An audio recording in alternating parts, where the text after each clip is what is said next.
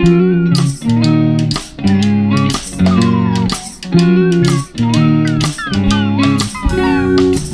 guys know what these videos are at this point. We're gonna do a character versus because this is YouTube, and doing kind of videos like this does really well for the YouTube algorithm, apparently. And you all have been kind of asking for this one for a little bit. I think I got it on my first versus video, I got it on my second versus video. So let's go ahead and jump into, in my opinion, the ultimate old school versus new school fight that I could even possibly think of in terms of a character versus, and that is Moiraine Damadred from the Wheel of Time versus Gandalf from Lord of the Rings.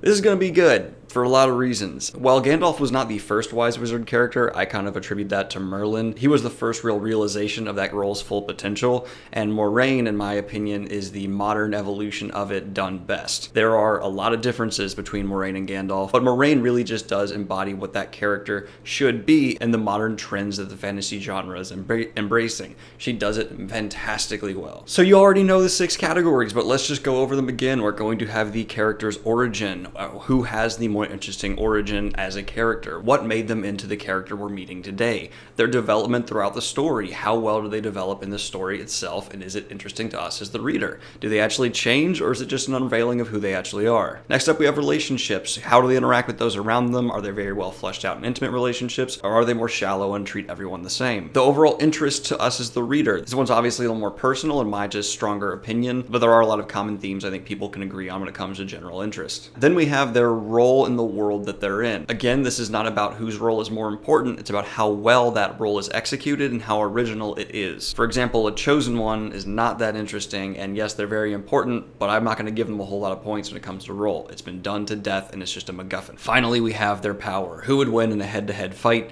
Just kind of a fun topic to throw in there because it's just kind of, you know, icing on the cake. Now let's get into origin. These characters vary in origin probably more than any other characters you can think of. One is not human. A lot of people don't naturally know this unless they've actually read the Lord of the Rings and kind of more the expanded universe stuff, but Gandalf is not a human. He is essentially the Middle-earth equivalent of an angel. Meanwhile, Moiraine is just a human. She is a human that can channel, which means she has a longer lifespan and more resilience overall, but Gandalf kind of comes away with more of an interesting angle in terms of origin in that aspect. He is an immortal being among a bunch of other wizards that are kind of in Middle Earth to kind of bring balance to the world.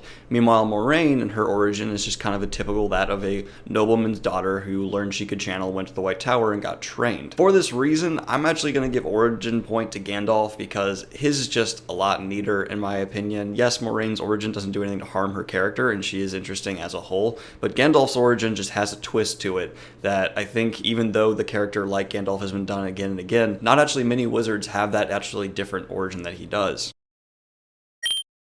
Next up, we have development throughout the story, and actually when I was taking notes on these two's development, it was pretty shocking how much they reflect each other. Both of them die and not really die and come back. They don't develop as a character that much as a whole, it's more of just a slow unveiling of who they really are, and the level of the similarities here is kind of ridiculous. Because of that, Gandalf is more original for the time he's in, so I have to give the point to Gandalf. There's not a whole lot to explore here in terms of development. Both of them are really fascinating characters, but they don't change much besides just like a level up in their own series. In Gandalf's case, it's a level up. In Moraine's, it's kind of a power down. But that's the only real big change. Neither one of them need to change who they are because they are fully fleshed out, realized people when we meet them. They've been through the ringer, and they are now just on the quest at the level they need to be at. So this point clearly goes to Gandalf because he did it first.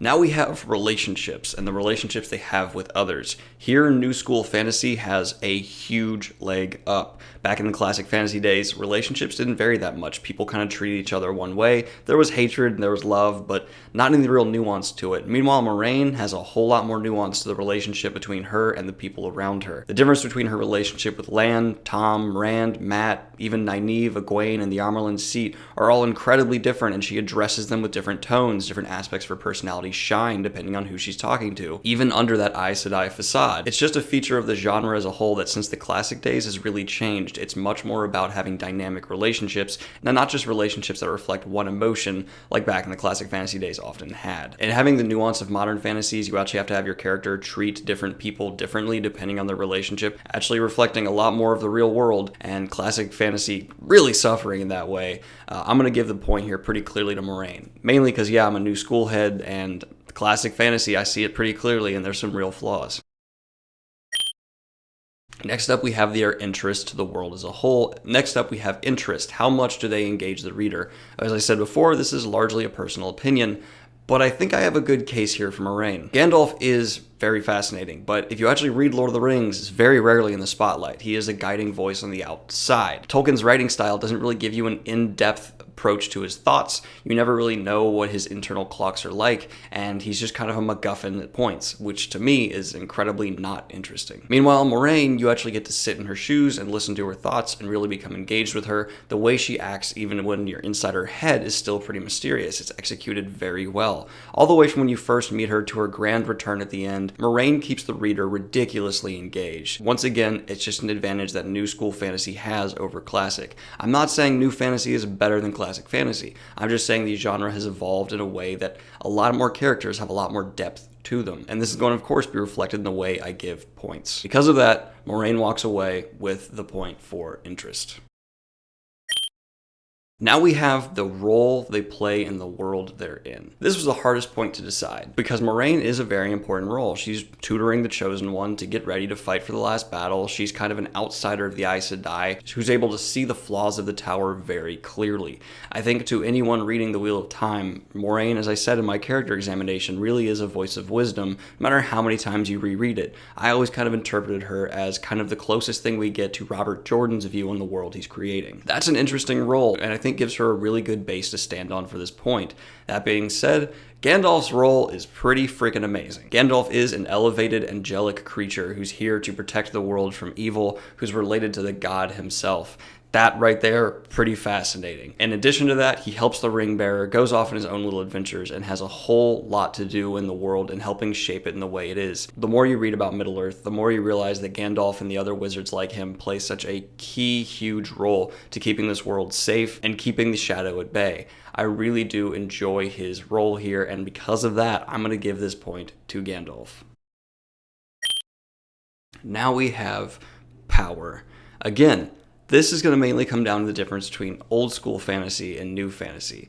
Old school fantasy very rarely fleshed out their magic systems. It was a whole lot of, they can do this because they can, and you never really get exact power levels. Meanwhile, we know almost exactly where Moiraine falls into on her power levels because of the companion book that was released for the Wheel of Time. You can literally measure what she's capable of. And your average Aes Sedai, compared to a classic magic user back in fantasy, stands head and shoulders above when it comes to power. Modern magic systems are way more intricate, and they usually have a lot more power involved.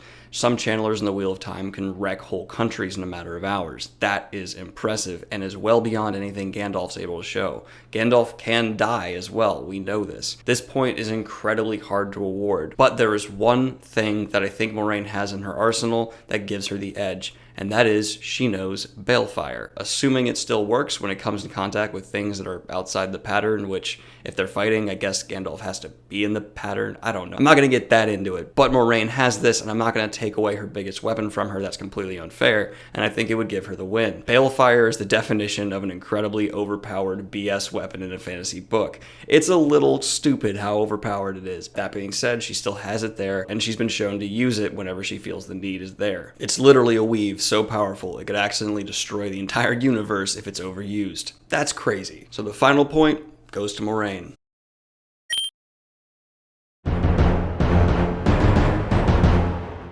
This is the first fight I've let end in a draw. That's kind of done purposefully. Yes, the points did kind of fall where they did, and that didn't change them to make it end in a draw, but I kind of like that it did, because both of these characters are really amazing reflections of each other. Real recognizes real, I guess is the saying that's going to go here. I don't think Moiraine is better than Gandalf or Gandalf better than Moiraine. I just think one is down a path the other started. I give loads of points to originality, but I'm also very willing to acknowledge the flaws of classic fantasy. I know I have some old school fantasy people on my channel who's going to be upset by me ever kind of saying the new school is better than the old school, but I think there's a real argument there that it could be. We are in a golden age of fantasy writing, and there's no denying that. We are getting a new series, it seems like, every year that blows out of the water what we thought the fantasy genre was previously capable of. While the sci-fi genre certainly seems to be suffering with its original foundation, the fantasy genre seems to be building on top of its foundation in an unbelievably satisfying way. I don't know anyone who can make the claim that we're not currently in the absolute golden age of the fantasy genre. I'm willing to say that the evolutions of the classic characters we know with their new twists and greater depth are certainly honoring their roots. That's pretty much all I had to say about this comparison. They are two of my favorite characters of all time.